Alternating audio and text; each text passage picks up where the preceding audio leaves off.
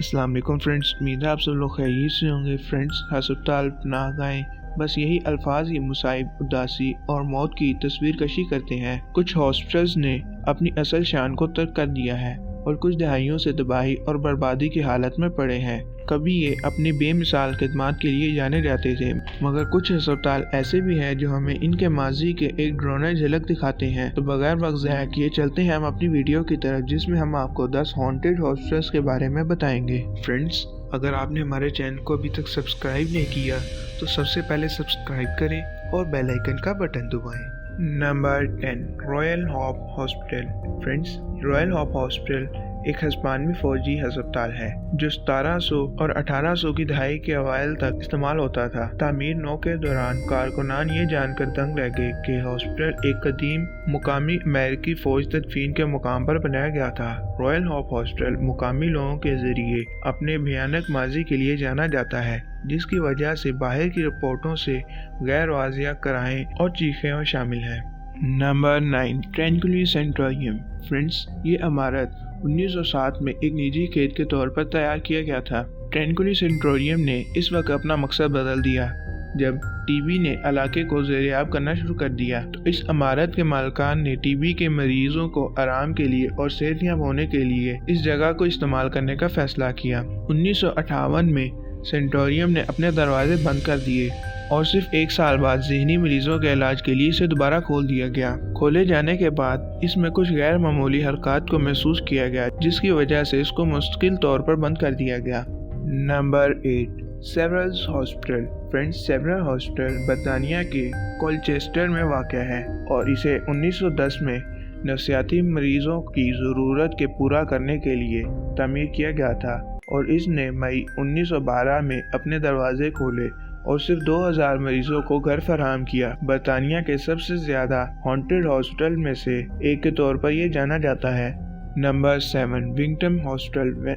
Friends, Wington hospital 1873 में एक नफसियाती hospital के तौर पर खोला गया। ये जल्द ही बर्तानिया में सबसे बड़ा नफसियाती अस्पताल बन गया। ये हॉस्पिटल 1900 के अवाइल तक बगैर किसी रुकावट के काम करता रहा, मगर कुछ शिकायत आनी शुरू हुई कि मरीजों को कई दिनों तक छोटे कमरों में अकेले बंद कर दिया जाता था और यहाँ तक कि नर्सें भी मरीजों के कपड़ों को आग लगा देती थी, जिसके बाद इस अस्पताल को बंद कर दिया गया।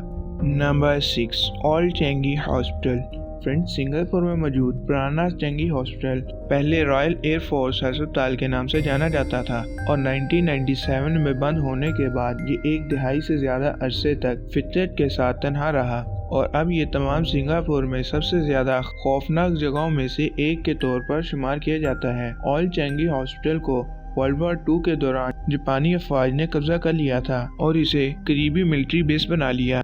Number 5, Clark airbase hospital. Friends, Clark airbase hospital को घोस्ट हंटर्स ने जमीन पर सबसे ज्यादा हॉन्टेड जगहों में से एक के तौर पर करार दिया है। इस हॉस्पिटल ने 1900 की दहाई के अवाइल से लेकर 1991 तक एक एयरबेस के तौर पर काम किया और इसकी तवील पुरतशद्दुद तारीख ने खौफनाक वाक़यात के लिए बेहतरीन तूफान पैदा किया है, जहाँ लातादाद अमेरिकी फौजियों ने दम तोड़ दिया।